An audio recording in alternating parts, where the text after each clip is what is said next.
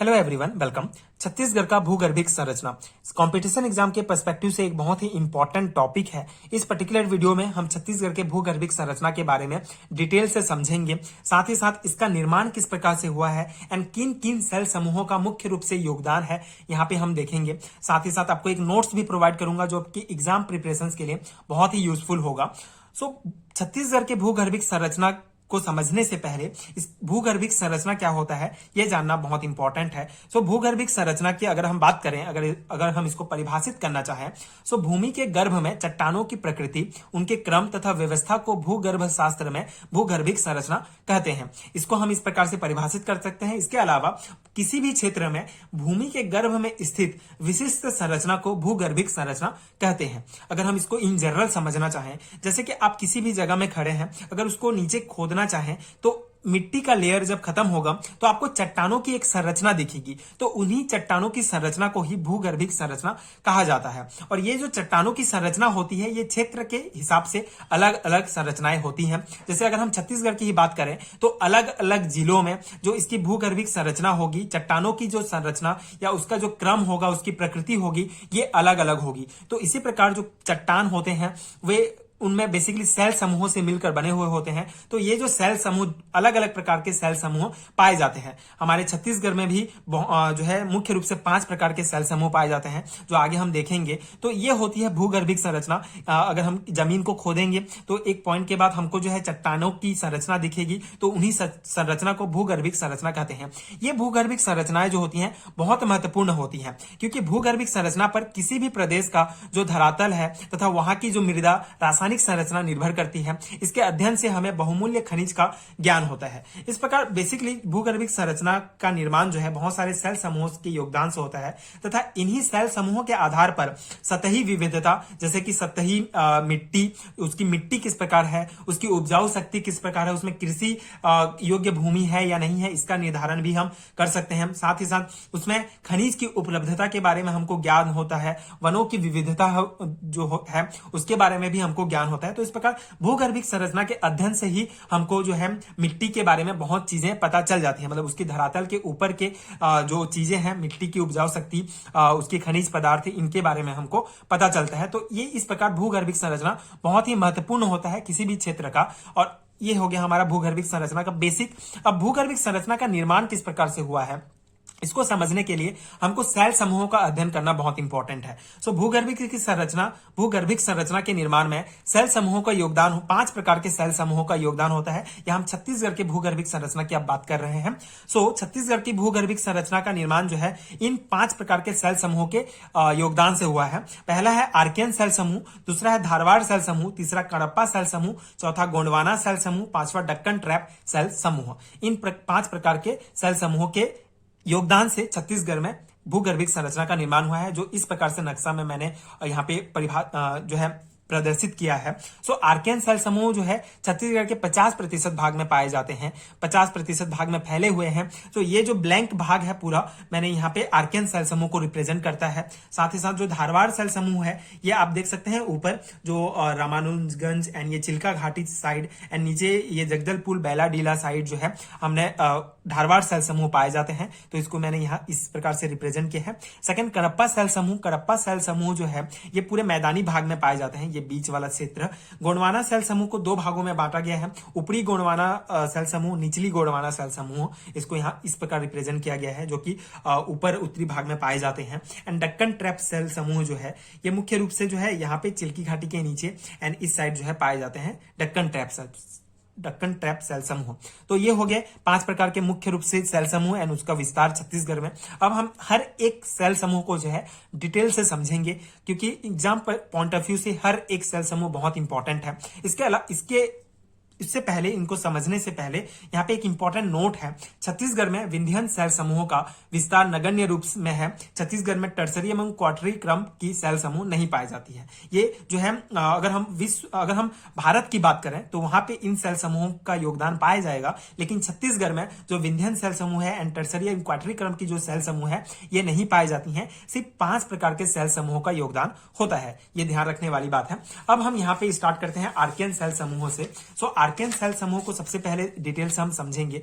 Arcane cell समूह, जैसे कि आप यहाँ पे नक्शा में आप देख सकते हैं कि आर्केन सेल समूह जो है मैंने जो रिप्रेजेंट किया है ब्लैंक भाग से रिप्रेजेंट किया है। ये जो है पृथ्वी की सबसे पुरानी और कठोर चट्टान है। छत्तीसगढ़ में 50% भूभाग में पाई जाती है एंड ये सर्वाधिक गहराई में पाई जाती है। इसमें जीवाश्म नहीं पाया जाता। इन चट्टानों में ग्रेनाइट, फेल्सपार, क्वार्ट्ज खनिज पाए जाते हैं। ये कुछ महत्वपूर्ण पॉइंट है आर्कियन सेल समूह से रिलेटेड जो कि हमको एग्जाम के लिए ध्यान रखने हैं, बहुत ही महत्वपूर्ण है। ये सबसे पुरानी एवं कठोर चट्टान है। पूरा 50% भाग जो है छत्तीसगढ़ का आर्कियन सेल समूह से मिलकर बना है। ये सबसे गहराई में पाए जाते हैं। जीवाश्म रहित सेल समूह है ये। एंड इसके अलावा इसमें जो इंपॉर्टेंट जो चट्टान है, जो खनिज पाए जाते हैं, ये इन चट्टानों में ये ग्रेनाइट, फेल्सपार, क्वार्ट्ज खनिज पाए जाते हैं। ये जो है मुख्य रूप से अगर हम बात करें तो अंबिकापुर साइड, छत्तीसगढ़ के मैदान, महासमुंद, राजिम, कुरुद, धमतरी, भानुप्रतापपुर, कांकेर, कोंडागांव, नारायणपुर, बीजापुर, दंतेवाड़ा क्षेत्र में पाए जाते हैं। मतलब लगभग 50% क्षेत्र में पाए जाते हैं। तो ये है आर्कियन सेल समूह का इंडिविजुअल रूप से आप देख सकते हैं। इसमें मुख्य रूप से ग्रेनाइट, फेल्सपार, ये क्वार्ट्ज, ये सब पाए जाते हैं।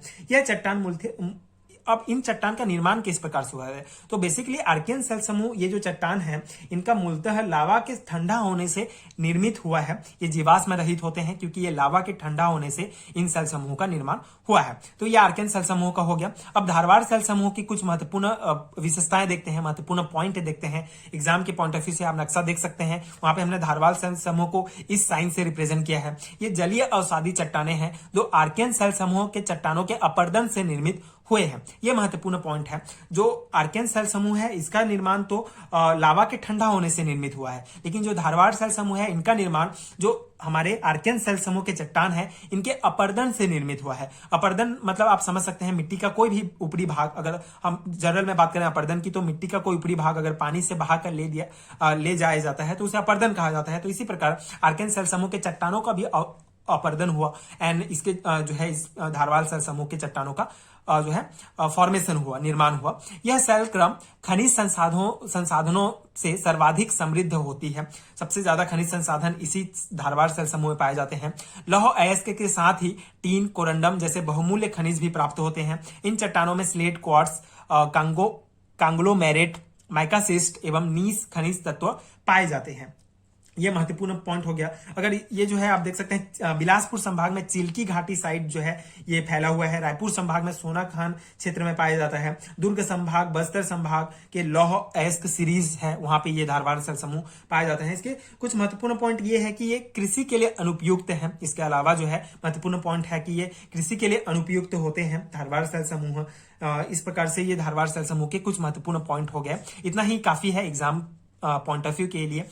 ये धारवाड़ सेल समूह की अगर बात करें तो यहाँ से आपको इतने ही क्वेश्चंस देखने को मिलेंगे कंपटीशन एग्जाम में।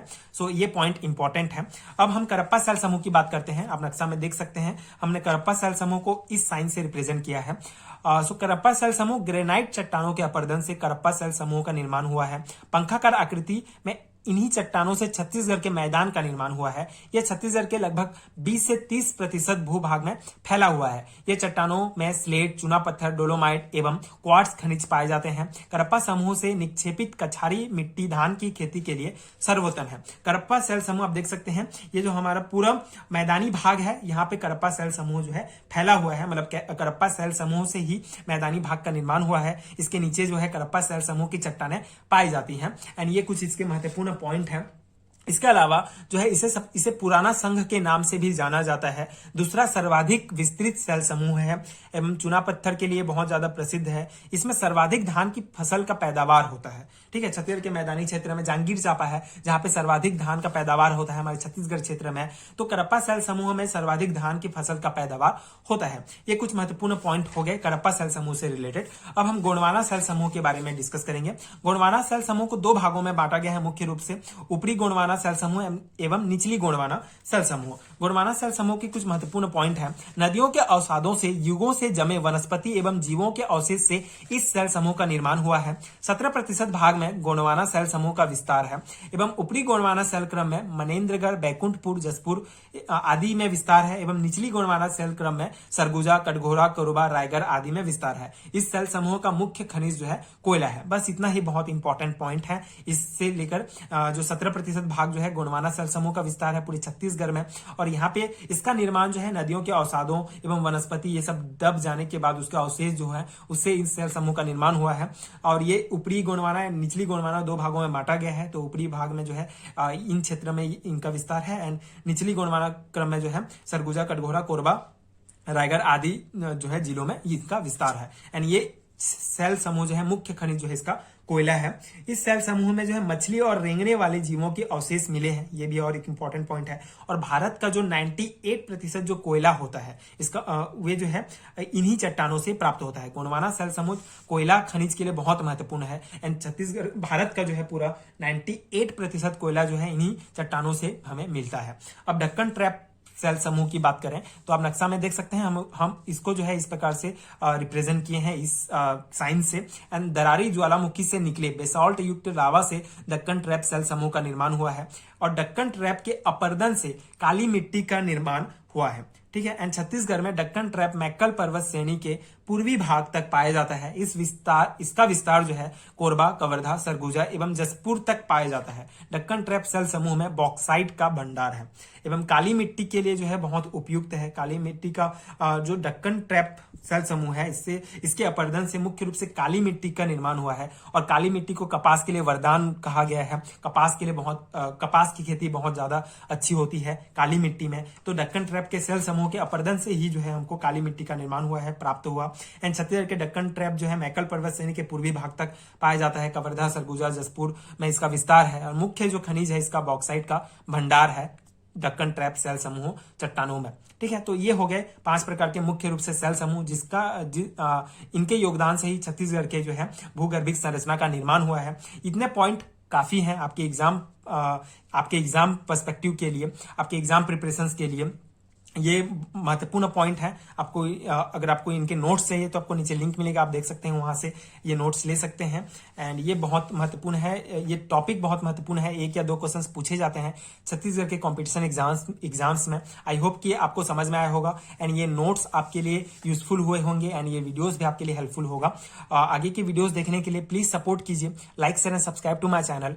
एंड अगर आपको वीडियो पसंद आया है तो अगर आपको इस प्रकार से और टॉपिक्स के नोट्स चाहिए तो आप नीचे कमेंट कीजिए, मैं उन टॉपिक्स पर वीडियो बनाने का प्रयास करूंगा। एंड आगे की वीडियोस देखने के लिए प्लीज चैनल के साथ जुड़े रहिए।